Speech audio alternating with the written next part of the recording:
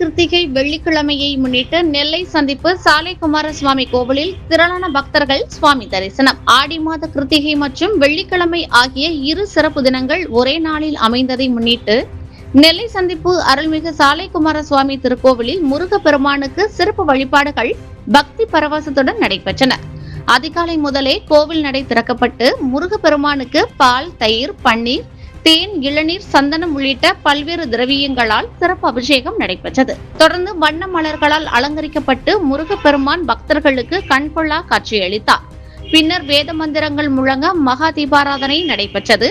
இதில் திருநெல்வேலி மற்றும் சுற்றுவட்டார பகுதிகளில் இருந்து ஏராளமான பக்தர்கள் கலந்து கொண்டு சாலை குமாரா என பக்தி முழக்கமிட்டு சுவாமியை தரிசனம் செய்தனர்.